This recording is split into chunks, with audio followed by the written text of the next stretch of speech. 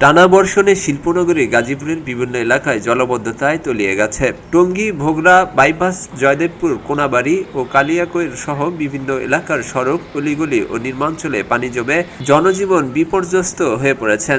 যান চলাচল ব্যাহত হয়, চরম দুর্ভোগে পড়েছেন কর্মজীবী মানুষ।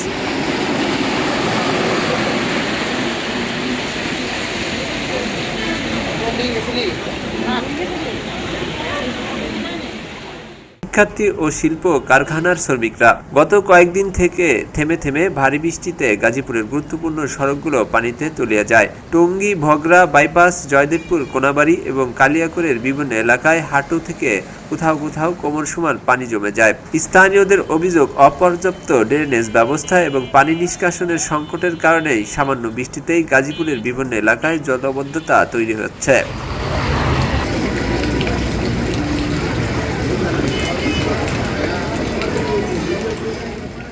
খবরের কাগজ, নিখাদ, নির্ভীক, নীরব।